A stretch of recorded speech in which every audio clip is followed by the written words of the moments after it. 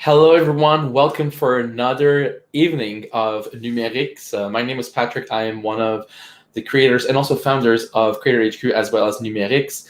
We are so glad to have you with us tonight as we're going to have such a great panel discussion. People always love panels more than presentations just because it's much more engaging and so on. And when we talk about engaging and interactive, this is where you could make a difference. If you want to participate, if you want to interact, if you have any questions, and you want to be part of the discussion, you can always use the comment section on YouTube and also on Facebook to ask your questions and interact with our panelists.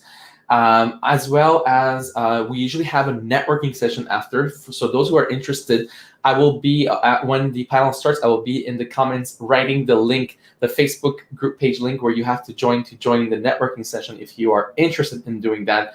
So we welcome you to do that. So again, use the comment section to interact, ask your questions. It's going to be a mom talk, I call it tonight, because we have three amazing mothers who are very active on social media and who are going to be sharing their usage and their questioning about social media and having their kids involved, having themselves involved, and how does that all play into the dynamic.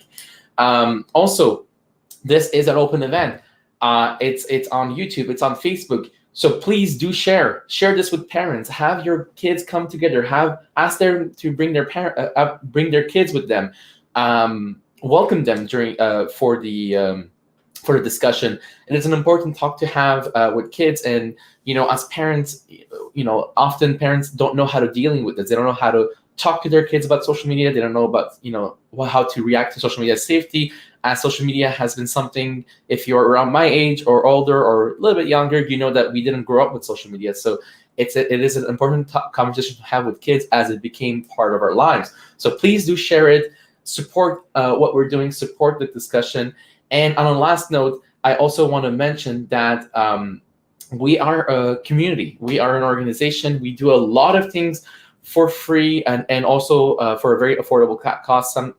For a very important, very affordable cost. Sorry for losing my words.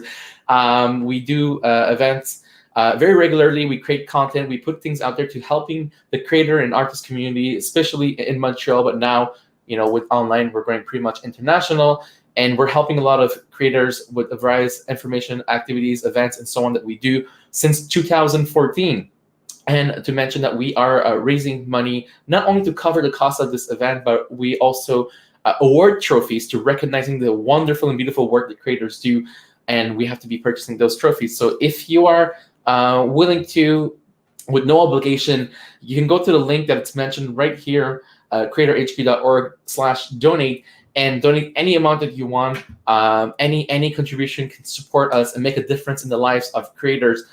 We are not funded by any organization. We do this on our own. But gaining that support from you can make a difference in the lives of many. Just to show, I'm going to show you guys a little. Like, this is what the donation page looks like if you go on the Creator HQ, and just to show a little clip of the awards that we did. Here we go. So we did an award show for many years now, and it is a wonderful way to recognizing the work of local content creators. So I welcome you to go on the website, check out everything we do. There's a lot of free content that we put out there, and again, like such as this panel, it makes a difference in the lives of many. So without further ado, I'm going to welcome our panelists in a bit. So stay tuned. I'm going to give you some time to sharing this wonderful video and getting all those, all the parents or social media enthusiasts to come, and even welcoming their kids if they are up for it. And yeah, we're gonna have fun. We're gonna discuss about important matters, but in a very casual and fun way. So I hope you all enjoy, and maybe I'll see you during the networking if you stick around. See ya.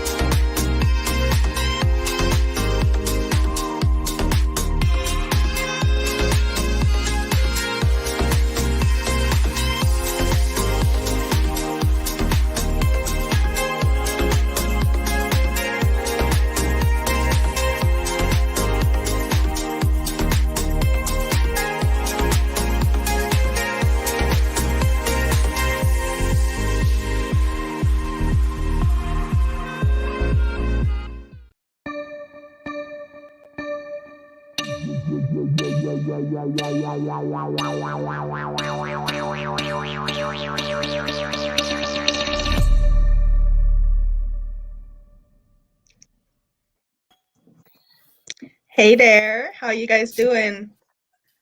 Good. Hi. Hi, very good. I know the answer. I see that. I know the answer to that question is probably tired, since we're all moms, which is great because no, but I mean it's fun because on social media a lot of the conversation with moms is very about being real, and that's what we're here about today. So the first question I have for you will get us onto a whole bunch of other questions anyways. I'll start with Svetlana and then we'll go to Sam. Just for people listening in, Sam has a 3-month-old beautiful little girl who may show us her singing talents.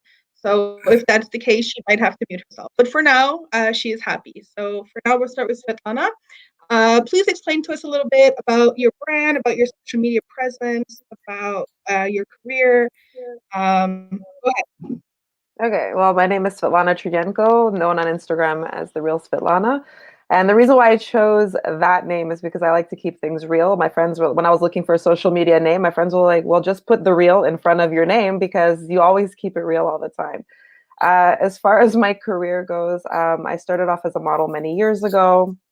From modeling, I just found that I wasn't able to really do what I wanted to do, which was create impact in the world. I found that just with modeling, it was very superficial of things that I was dealing with. Even though I loved a lot of the people that I met, I just wasn't creating that impact. So I decided to create a change and delve my life into becoming a mental health advocate, body positive advocate, and really stand up for mental health, destigmatize it, because I live with mental illness, and that was a part of my journey of living and surviving through domestic abuse, trying to commit suicide, coming out of all of that.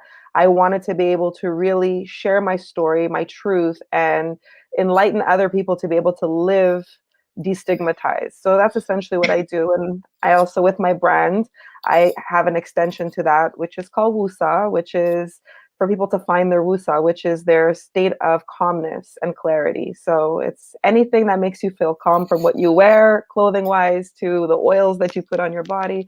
So I pretty much will encompass is connecting with self, self-love, and mental health. That's me in a whole bowl. Oh, I love it. Perfect and beautiful. And same question for Sam. Talk to us For about my your goop mom brand. brain. Yes, go ahead. Tell us Like for my about your goop mom brain, brand. I need to repeat.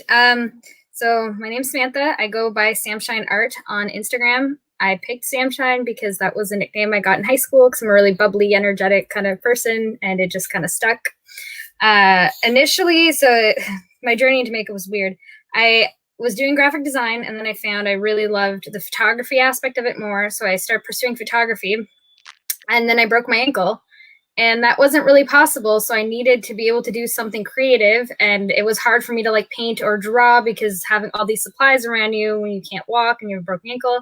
So I got like super into makeup because I could just throw that at my own face. And initially just started posting on social media. Like I didn't expect anything of it. I had no plans for it. And then started slowly making some friends on it. And from there, I have really bad anxiety and depression and had a very abusive childhood. So I started kind of advocating a lot, primarily for mental health. And then when I got pregnant, I was really, really sick and had quite a challenging journey last year. So I took a break from the art aspect of it and the mental health advocating, and I started advocating more for safe reunification of binational couples, because I feel like we are a smaller group, but I feel like we're being pushed aside a lot. And so I started delving into that a little more. Perfect. And I mean, like, you mentioned something that wasn't necessarily on my topic right now, but I do want to talk about the stress to post. Like you mentioned taking a break from social media, like it's a real thing. Like people don't understand what's involved when you decide not to post on social media, and that comes with a pressure to post, right? So how would you say you felt you've lived that, right? I still like I feel like almost like a guilt. Like I feel like I'm letting myself down in a way, because you have to gain a certain momentum with social media and then you stop posting, and sometimes people kind of forget who you are. So I feel like when I get back into it, I'm going to have to rebuild that momentum and put that much extra work to get back to where I was. And even like throughout my pregnancy, I would like mentally be like, well, I could maybe do this. That would be less stressful and still be posting, so I'd still be relevant. There's like that constant pressure to stay relevant. Yeah. What about you, Svetlana? Have you felt like that it's been a thing, especially when you went from modeling more to being an advocate? Well, I did take a break in 2018, going into 2019. I did a huge body positivity fashion show in New York City in Times Square. And when I got back, there was a lot of things that I was dealing with mentally. I was dealing with depression. And even when I was there, I was extremely depressed, but nobody knew because I was my typical happy, bubbly self, having fun, smiling. But when I came back, I decided to take a 3-month break off of social media and my phone. I actually just shut down my phone. I put it in my drawer. And for me, it's a little bit challenging. It was challenging because of the fact that that's primarily where brands and companies, news media, where they get to know me and follow my journey. And then I just, without warning, I just cut it off, which did hurt me. I lost 25,000 followers. I had to regain all of that. And for me, it's really, truly where I earn a lot of my living from, because people connect. They were like, oh, we want to see who this is. But on a day-to-day, like with the pandemic now, I stopped putting that pressure on myself. I'm like, listen, honey, we're having a pandemic. If you didn't post today, it's not the end of the world. And if Instagram doesn't like that algorithm, you can go to TikTok, because TikTok likes that algorithm. Yeah, that's kind of what I did. Like I got pregnant. I found out I was pregnant 5 days after the border closed, and my fiance lives in Texas. So I was going through that pregnancy. Like I had, Steph and Amanda helped me for a bit, and then my parents, but essentially I was going through that alone. We were finally able to get him up here, I think the last 2 weeks of my pregnancy. So I was just like, throughout that whole thing, I was like, I'm sick. I feel like crap. Nope. And then my daughter was born. So obviously she's my entire focus right now. For sure, for sure. And I mean, like, it's something that people don't understand. Like, there's this stupid documentary. I'm gonna say it's stupid because it really is fake famous. Yes. Where they literally, and I mean, it's ridiculous because influencer is a domain mainly with women. So to attack influencer as an industry is to mainly say, well, this woman-led industry is very much fake. It's pretty, but it's just pretty, That brings actually to my next question. What would you say would be your biggest challenge as an influencer? I'll start with Sam this time, and then we'll go to Svetlana. I feel consistency, because if you want to influence and have an impact with people, you do have to, like, you want people to almost see you as like a friend, like someone they can relate to, someone they can come to, someone that they feel they can learn from. Oh my gosh, sorry, one sec. Mom brain. It's okay. I lose my train of thought so easy.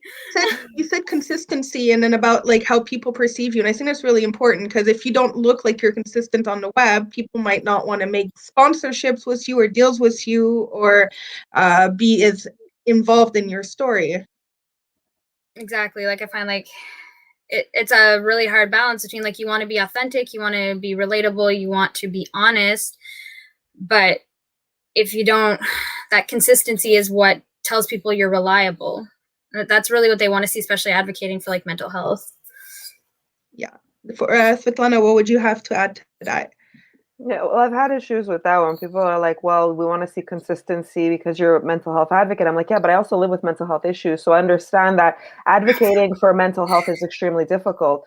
And like for myself at the beginning of the pandemic, immediately beginning of the year, I was already advocating, doing my news shows and talking about what people can do. And I was going through this thing of, I'm posting so much, I'm doing news stories and segments. And then, BLM happened with George Floyd. And then I was advocating for that, then advocating for body cams for police, and it wasn't stopping until all of a sudden I found myself burning out because I was more concerned with, advocating, getting my story out, posting on social media, and helping other people with their mental health. And I was like, forgot my own mental health. And I had to take a step back and be like, you know what, honey, if you don't post for a week, that's too bad. Even now, my consistency is there. If I have a brand post or something that I have to do, I'll take care of that because it's my responsibility.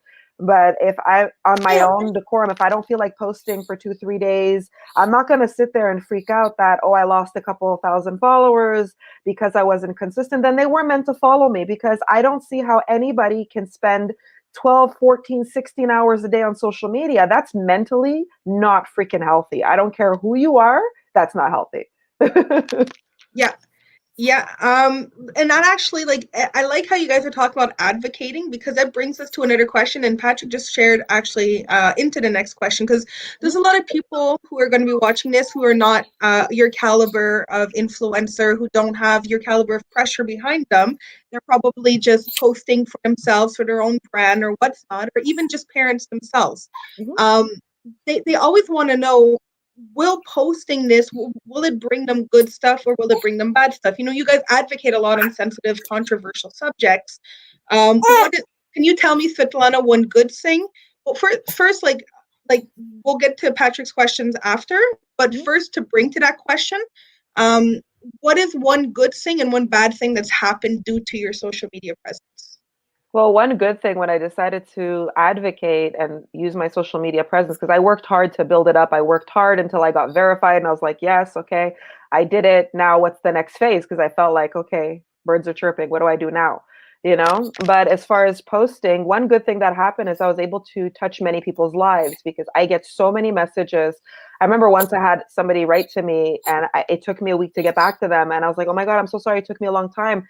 I was like, because I get about 2,000 to 3,000 messages on a good day. I get that many messages in a day, and I have to like mark messages, and I have to get back to this person. But that's the good thing that happened, that I'm touching and changing people's lives by being so open, especially being a mother of 4 children, living with mental illness, domestic abuse survivor. I've gone through it. I've modeled, I've traveled with my kids. So I've been able to answer a lot of questions, especially for women, for moms, on how the hell did you do it with kids, you know? The bad thing was that a lot of my life was on social media, me sharing what I chose. Because again, it's a choice what we share on social media. And that was my choice. I guess I can't say they were my friends, but I lost people that I didn't realize I shouldn't have had in my life, because they were like, whoa, you're sharing too much. And they were embarrassed at the fact that I was open about being so comfortable living with mental illness, you know, and that created a rift. So that was, in a sense, it was a good and a bad thing. But okay, I would say that's the two sides of it. Perfect. That's a very, like, and I mean, I remember speaking with another influencer. That was another thing. She kind of explained how she felt constantly judged by people she knew, people that were at her kids' daycare, you know, and people who, they were really the ones who she felt like her posts were being judged by, and that was a hard thing to have to navigate, you know. But like you said, it's a good and a bad. It also shows people's true colors. Sam, what about your experience? Good, bad? What has social media brought you? So I think good, like I definitely have gotten like a couple opportunities that I would have never like imagined doing. You know, I got to meet some world-renowned body painters and learn from them. And even just like I've had a couple like body art jam sessions in Montreal where a bunch of like body painters get together in one room and we all just like paint, and it was phenomenal. And we had like Matteo Arfanati from Italy was there, and that was like I never thought I would meet him, let alone like actually one-on-one talk to him and get to like pick his brain and learn from him. Or like if someone told me I would have my face on like body paint like packaging, I'd be like, no, that's not, no. I live in a small town nobody's ever heard of, like, no. So that's like those kind of like opportunities were amazing. But then there's on the flip side, to me personally, there's like that pressure. And when you're already a person who like, I question every word out of everyone's mouth to me because I'm like so anxious, your anxiety tells you like they're out for you, or they don't actually like you, or they don't mean it. So like that pressure added so much to my anxiety. And I also felt like, without meaning to, because I tend to ramble and I don't always come across the best way, new people meeting me, I didn't know what else to talk about. It's like that social media became my entire identity for a while. So I'd be like, oh, well, I have a little following, but because of how I put it, and because that was the only thing I would discuss, because I didn't know who I was outside of that for a bit, it kind of made it sound like I thought I was better than people. And so I started struggling to make friends for a bit and to be relatable in person instead of just on the internet because of that. That's very powerful, because I feel like a lot of people that I've met, they do have at some point a little bit of a disconnection between their public image and then who they are personally. They still want to be approachable. They're still the same person, but they also like very proud of this accomplishment. They also, so there is a strong like it can create a cognitive dissonance when you meet someone, because you don't want to talk about it, but at the same time you also like the first thing you do when you meet someone is, what's your job? You're not a dentist or an accountant like TikTok would have you say. So one of the questions that Patrick asked, and I think it's a question that a lot of people ask, he posted a very vulnerable story about mental health on LinkedIn, and he wants to know if it was like a right move. Like, will future, let's say he has to go get a job, or he does go apply for an administrative position or something like that. In your opinion, is there a possibility of oversharing when you do share this content? Svetlana first. Well, when it comes to mental health, I think that we should always talk about it. And I've been asked a very similar question often because I've heard of certain scenarios that have happened in corporate. I actually had to during the pandemic, I had a Zoom meeting to actually talk to the CEOs of companies to help them deal with people who live with mental illness and how to create different environments for them and give them access to have therapy online. So one of the things is that LinkedIn is very good for business. We have different platforms for different things on social media. I think LinkedIn should be a place just for business, and you can share certain stories and cross-promote your social media. When it comes to mental health, because there is so much stigma, yes, we want to have the conversation. I battle that all the time. I want everybody to be open and talk about it. But I believe that LinkedIn is so professional, and you will have stigmas in certain companies because some corporations, they don't want the other employees to know that's what you're dealing with. Not to say they wouldn't be able to take care of it or handle it. I believe that you don't have to put it like a badge that, I live with mental illness, like the whole, like my menu, everything I live with. I just go and I handle my life in the professional world. And if it comes up, I bring it up. And if it really bothers me, then I'll go to whoever I have to go to get help and speak to people, because it is a business domain. And unfortunately, even socially, the minute you're like, well, yeah, I'm a mental health advocate. Well, why do you advocate? Is it somebody in your family? And you're like, no, I live with mental illness. They go, you see and I'm like, okay, I have, because, I'll tell them what I have, like generalized anxiety, PTSD, and manic depression. They're like, oh, okay. It's, and it makes them feel a little bit more comfortable. Like it's not something they saw in a movie, and unfortunately, Hollywood did not help the stigmas of mental health. That is true. Yeah, so I believe that with LinkedIn, if you feel it's a right decision for you to make, that's your decision. For me personally, I don't mix my mental health and my vulnerability of my mental health in business unless it's a topic of conversation that needs to be discussed. What about you, Sam? What would you have to answer to Patrick about discussing mental health? Maybe not necessarily on LinkedIn. I know you're not as much on LinkedIn, but what's your opinion? I definitely agree. I feel like the vibe I get very much from LinkedIn is it's very much like a professional, kind of like an online resume of sorts. You kind of have to feel the room a bit, in terms of which social medias to post what on. And then I also think it comes down to how you share it. I'm all for being super vulnerable, super open. But I think if you're going to share, especially if you're going to go into like names of people in your life, you definitely have to like ask their consent. I wouldn't share stories that involve someone else if it's not okay. Or if it's someone, let's say I'm not close to anymore, or we don't get along, but I feel sharing a story would help. You want to share it in a way that the focus is on you. You don't want to, oh honey, you don't want to make it seem like you're airing your dirty laundry. Yeah, that's for sure. A tactful approach. Even in vulnerability, you still have to check how you're presenting it.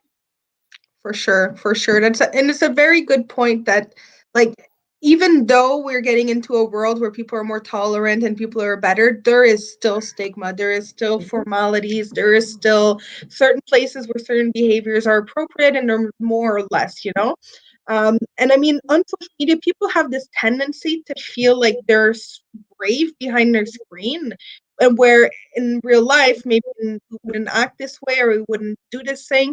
One of the things that comes a lot are trolls. So you guys have probably been very much aware of those people. We'll start with Sam this time. Talk to us about times where you've had bad comments, DMs, trolls in general, people who've just hated you. Go ahead. I think that Yeah, this is a conversation for everyone, so go ahead. People will pick on literally anything, and it's just kind of learning to deal with it. The 3 things in general I get the most, or did. So I used to have a side shave, and I got a lot of like weirdos in my comments being like, how often do you shave your head? Why do you shave it? Can you send me? How much would you charge to send me a video of you shaving your head? All the time. I got this all the time. And then the thing I'm personally most physically self-conscious about myself is my teeth. I do have like slightly more yellow teeth. It's just in my genetics.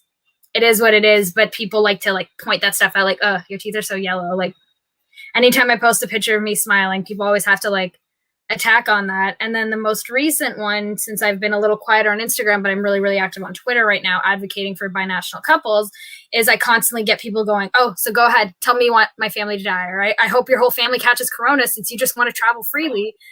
And it's like, that's not what I'm advocating at all. But you always have those people that have to attack when you're doing something good.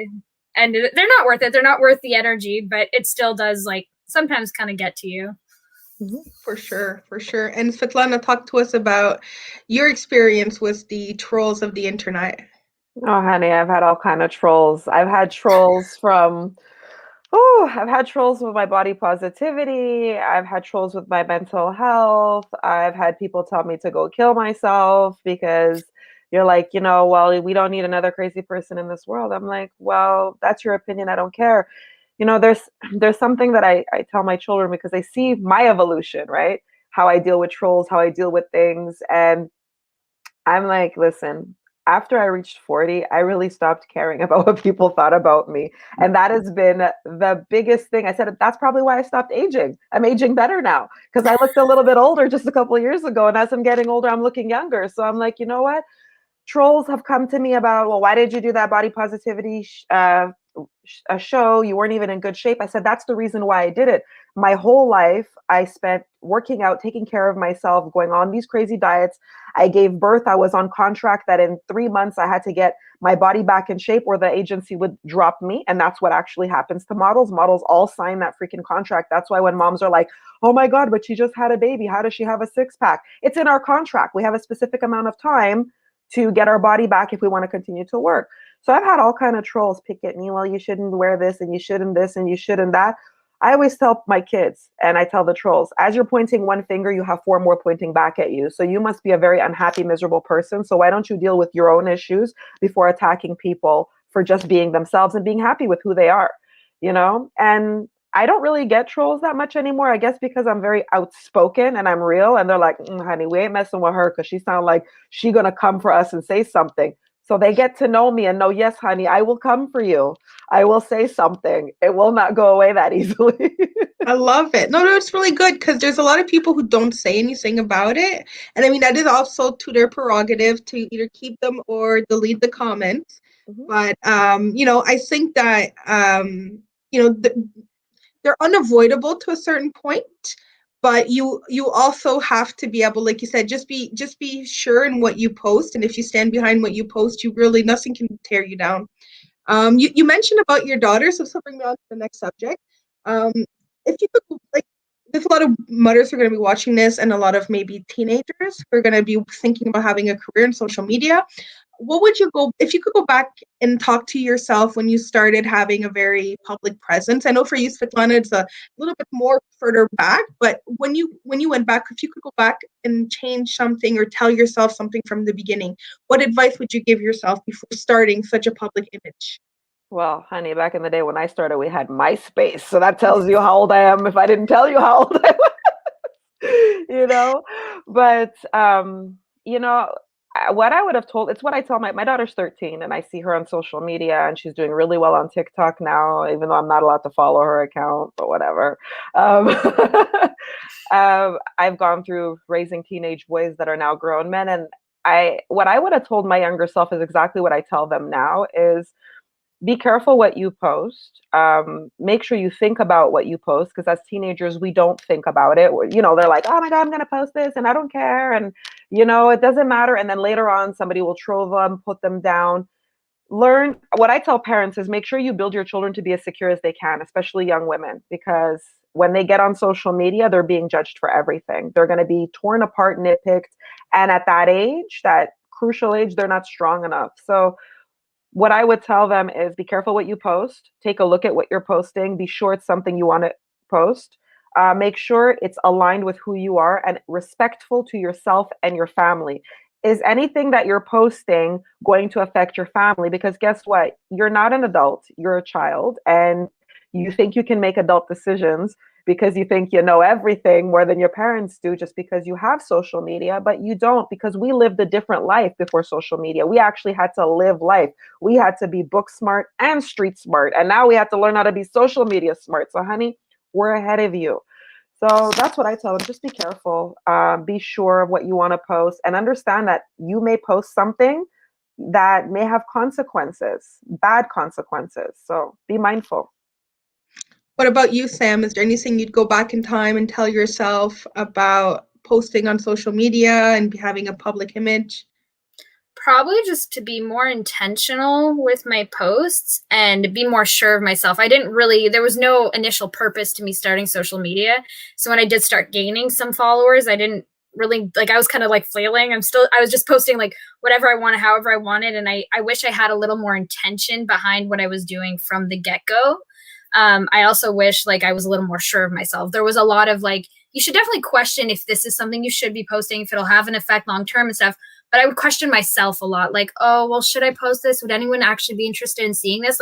I wish I had just been well, it doesn't matter if anyone's interested in seeing this. This is what I stand for. This is what I'm sharing.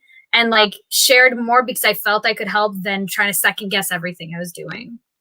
It's a really good piece of advice. Don't second guess yourself too much.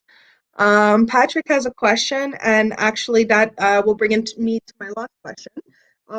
So is there any platforms that you yourself wouldn't want your children to access? I know for you, Sam, it's going to be more of a a theoretical question, but for you, Svetlana, is there any you can start, Svetlana. Is there any platform you don't want your kids on? Well, let me tell you something. I have some smart kids, fortunately and unfortunately sometimes. So I grew up in a household. My mother was very open with me. We had open conversations. Then on the flip side, my father's family was more restrictive and very in a box. I was the black sheep of that family because I was just carefree. And, my mother and I had open conversations. My children, my daughter's 13 now. She's going to be 14 in a few days. And I let her know, listen, I'm going to allow you to be on certain social media platforms. I am going to monitor. I told her you cannot if you're going to have a private account, you have to have me following you. If you're going to have a public account, bet I'm still going to be following you. So I know that if I tell my daughter not to, if she's anything like I was, she's going to go find a way to be on the social media platform if she has a phone, because I can't control her. Let's be real. Parents are oh, I'm going to control my kids and do this. I have friends that were controlled a lot, and I see where they ended up afterwards. So it doesn't work. It's better to have an open conversation, open dialogue. Don't limit it, but have discussions. Understand that these kids are probably seeing worse stuff on the internet than they're ever going to see on TikTok, Snapchat, Twitter, or Instagram, or YouTube, honestly. So it's about having structured conversations with your children and having an open dialogue, because you can't, I wish I can put my daughter in a jar and just be this is what you're allowed to see, I'm just going to feed you information for the rest of your life.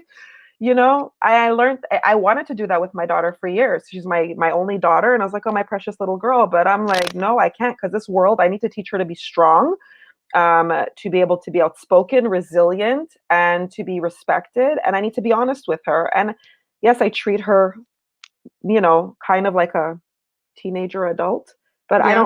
I just find there's no point in restrictions as long as it's not pornography or pornographic. And if she does see something that I don't agree with, I'll be listen, honey, you need to stay off of there, because if I see you one more time, I'm taking your phone. That's it. You put limits and you tell them where they can push tell, and you're, boundaries. Be fair. Be fair. Yeah. What about you, Sam? What do you think? Let's say in the future, there's this VR social media that's super invasive. I think kind of similar to what Svetlana was saying, I think the most important thing is teaching healthy boundaries, because that's where, stuff can go really bad in terms of online bullying or internet creeps, especially on teenage girls. It's always a concern. But like you said, being controlled, you always as soon as you say no, it's well, I want to go do that even more. So it's a matter of not saying no, but not 100% saying yes. Like it's really establishing healthy boundaries and letting her know how to go about, being active online, but doing it safely. For sure. And I mean, like, I know with my son, this brings me to my last question. My son has been bugging me to have a YouTube streaming channel for Minecraft since he was like 4 or 5. And I finally gave in. He's done 2 videos now. Yay. But and he's 6. He's 6, and they're, I'm the only one who's ever watched them, but it makes him super happy. And I think, like, when he was a really, really small baby, I put a lot of pictures of him on Facebook, but I didn't put as many, and I haven't put that many. I put them in my stories sometimes, but I don't put them on my Facebook. I want him to be able to grow up one day and not have to say, Mom, I wish my whole life wasn't on social media. Mm-hmm. I want him to consent to it, and he obviously is very excited to have a YouTube channel. So, but it's his choice. What do you guys feel about that when your kids are gonna, like, for Sam? We'll start with Sam. How are you going to approach putting your child on social media, and when she herself might want to be on social media? So, like, we do share a fair amount of pictures of her on Facebook because most of my family's in Nova Scotia. Her father and all his family's in Texas, so there's not, like, trying to individually message everyone updates on her. Nobody has time for that.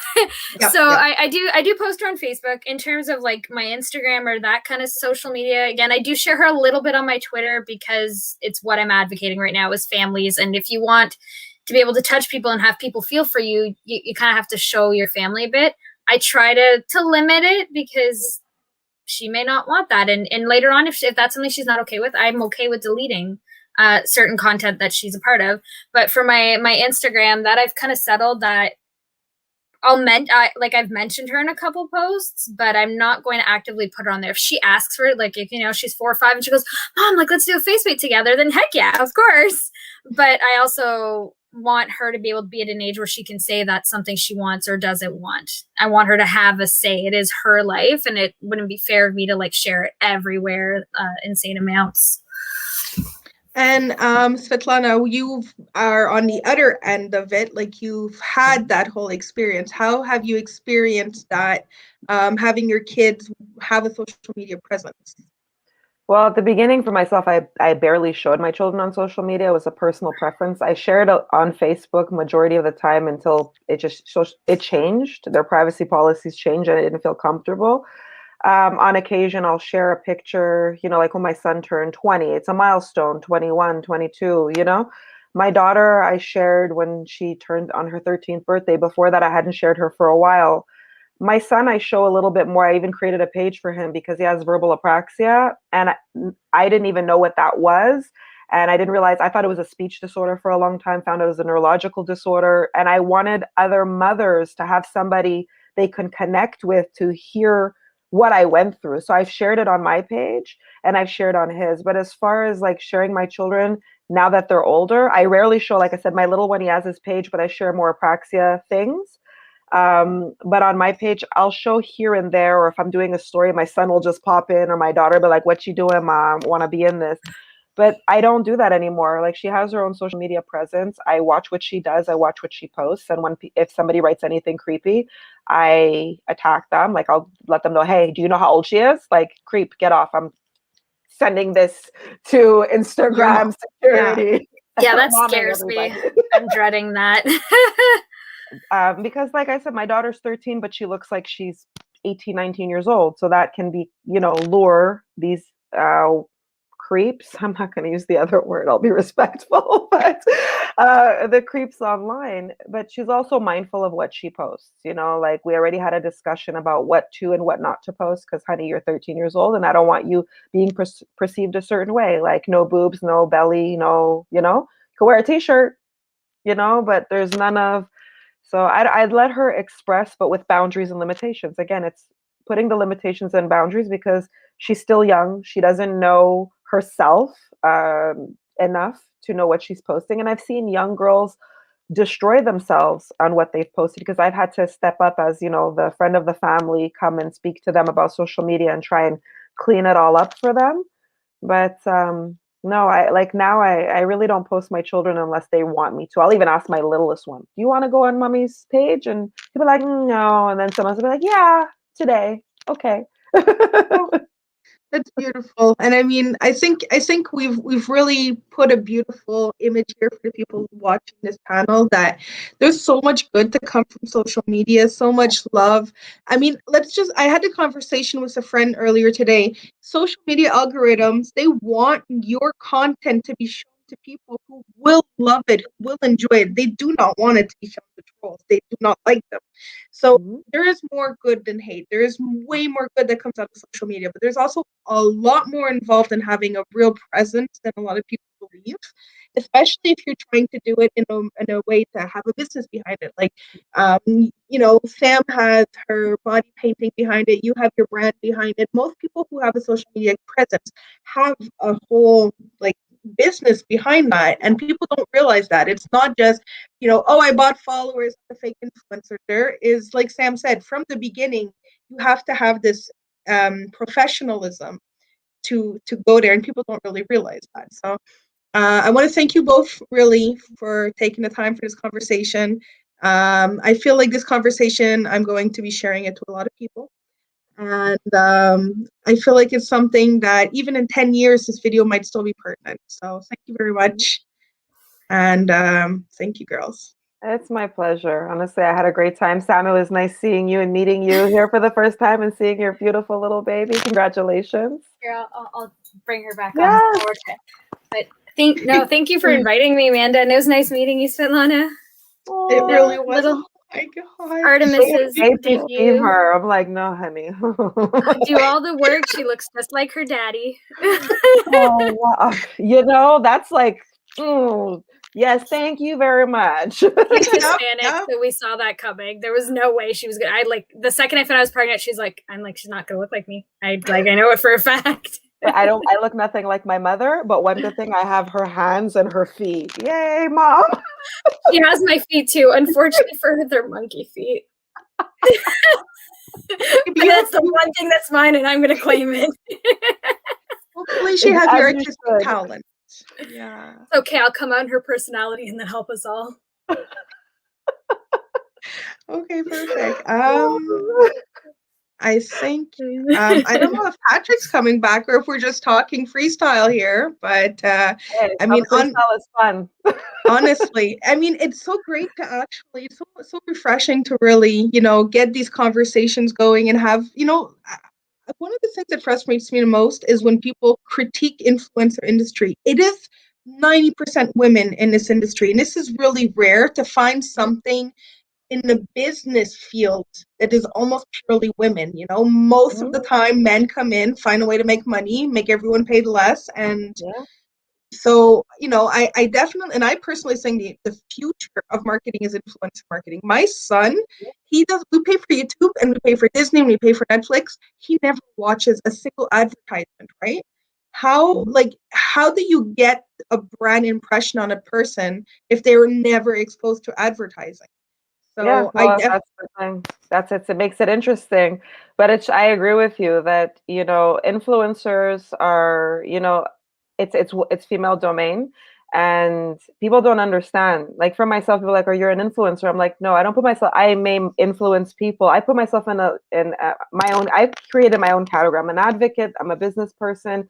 The Real Svetlana is a brand. Svetlana Trienko is me as a person. Wusa is my brand. And I tell people it's a lot of work because I run two of my social media platforms. It's a lot of work because I have to curate. You know what it's like, Amanda? You got to curate that content. I know, Samantha, you know what it's like. Curate the content. I have to prepare my post. I have to I got to do my makeup today. Okay, what lighting? And now because of having a hard time doing photo shoots, thank God I learned from my father, may God rest his soul, that I learned how to be a photographer from him. He was a very well-known photographer. And I'm like, thank God I took interest and I have his touch, because my mom's like, no, you're a natural. You have Fred's touch. I'm like, thank God, because right now I'm my photographer, my makeup artist, my stylist, my marketing. I do my advertising. Thank God I have to be your own videographer, editor.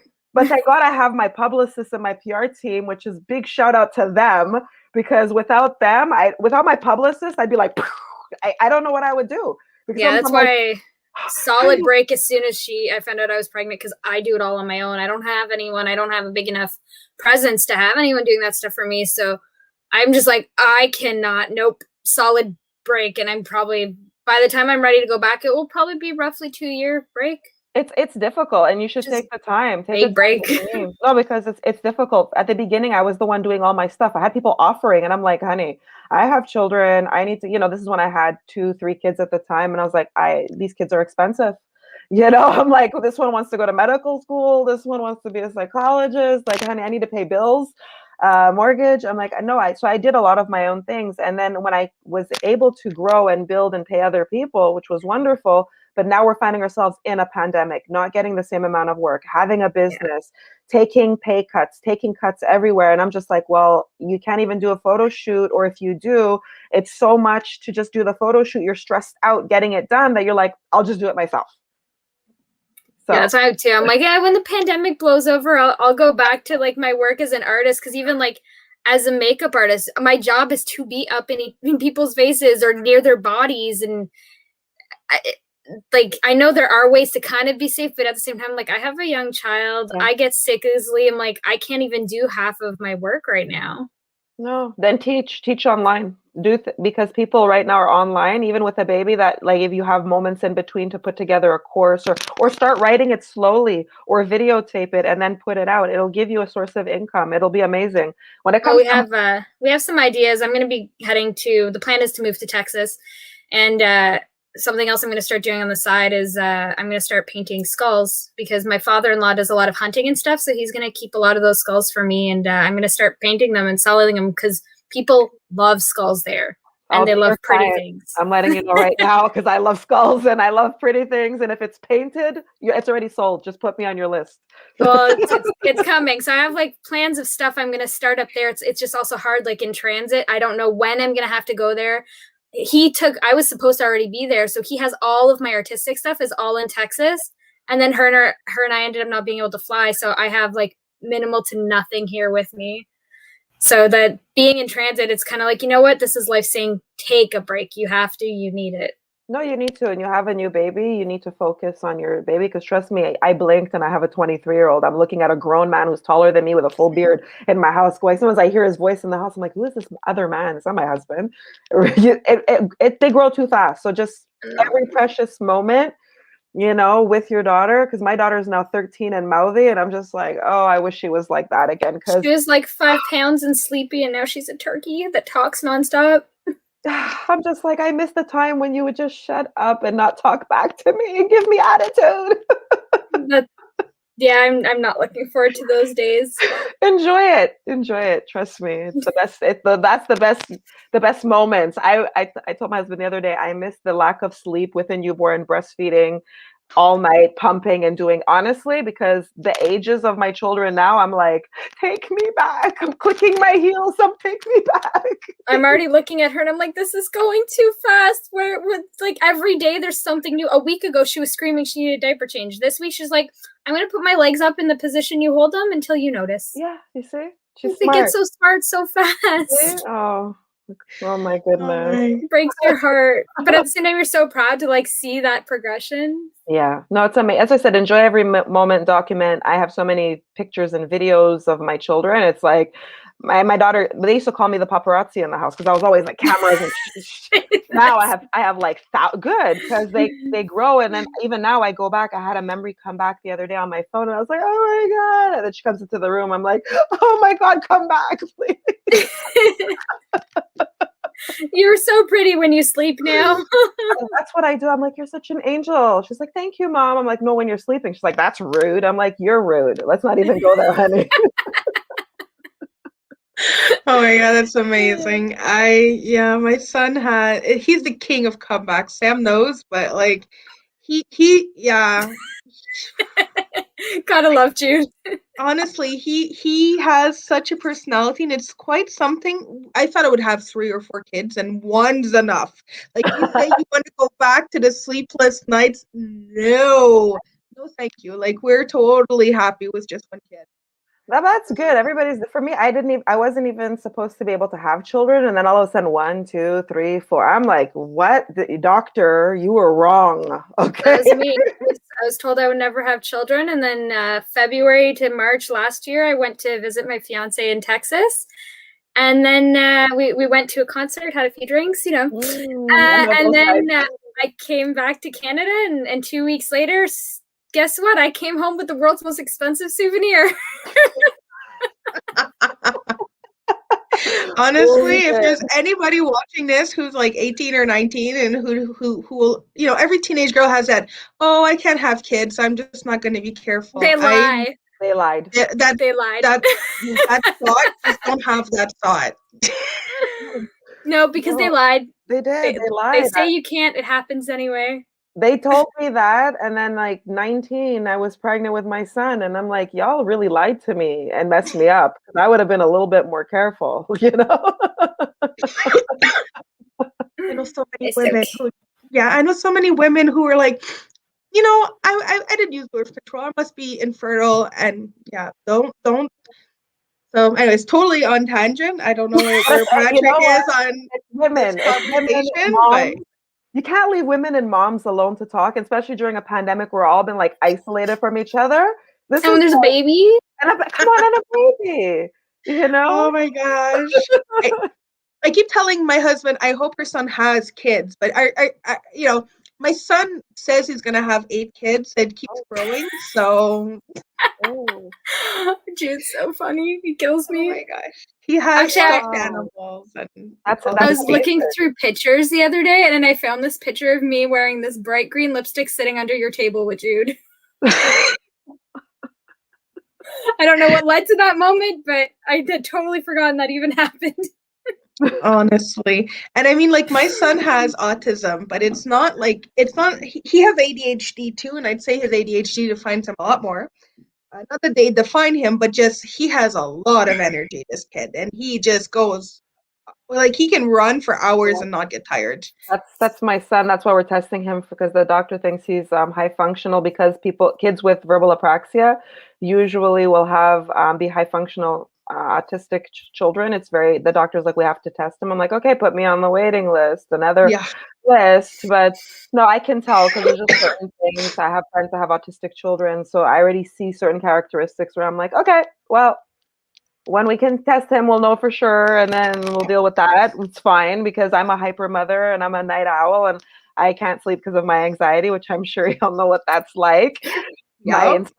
I'm in the stage of insomnia now with my mental health right now. So I'm like, okay, what do I change? What supplements do I change? The melatonin's not working. The doctor's like, well, just take the melatonin. It's good for you. I'm like, why am I still awake? It's not working. It'll work for like a night or two, and then after that, that's it. No. So I'm just like, I can't wait for this pandemic to be over. I can't wait to have human connections again in a room, be with people, because this is lovely, Zoom. I can be in any room in my house, and I thought I took out this nipple light. We bought this house. Where is it? Right there. Hold on, I'm trying to find it. There we go. I scared my daughter with my laughing. When we bought this house, there were so many nipple lights in this house. I was asking the real estate agent, I'm like, did the contractor get like a buy one get 100 free? Because in one room we had like 1, 2, 3, 4, 5, 6. I'm like, and I thought I got them all. I didn't.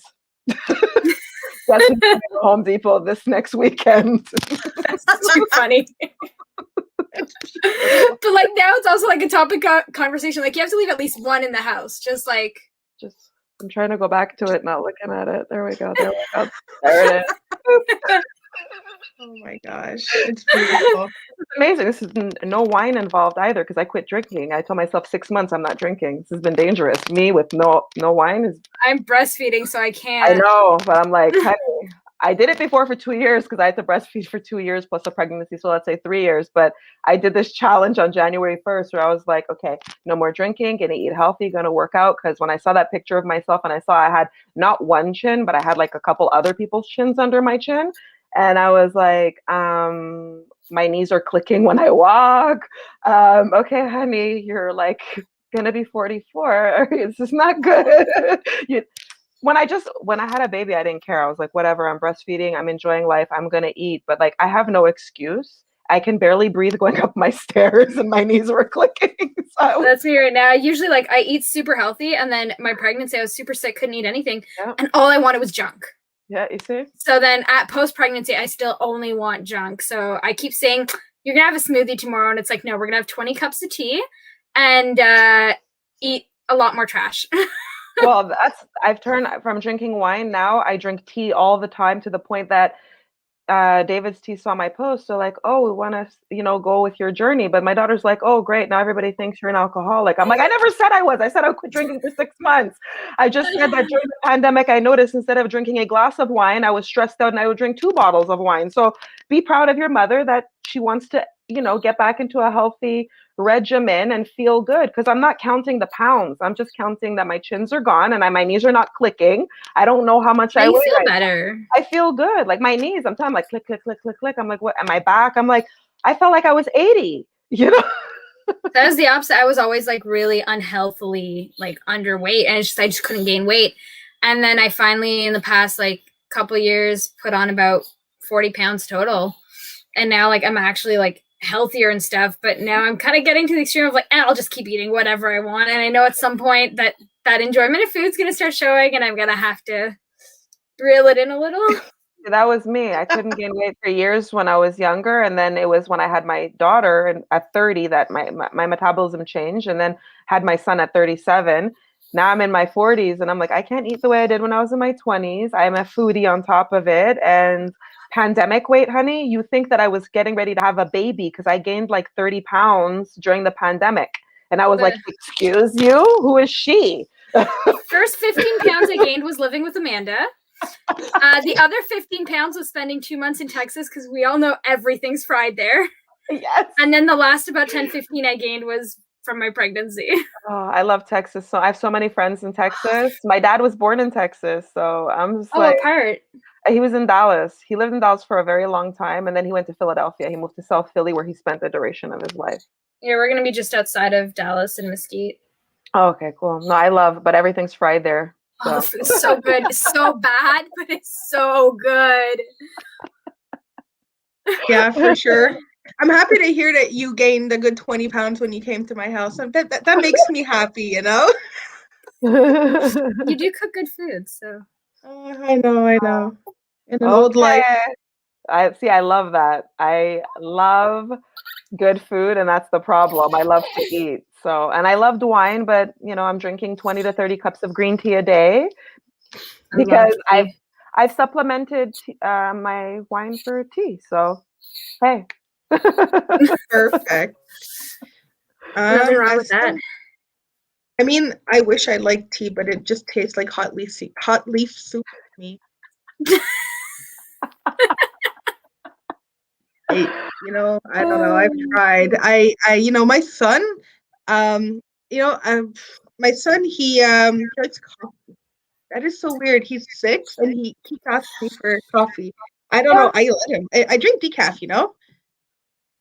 My son asked for coffee yesterday because I have the espresso maker, and I'm like, I have decaf and regular coffee for the days my ticker's going, it's a little too much caffeine. So I made him a decaf espresso, and he's like, like a old man.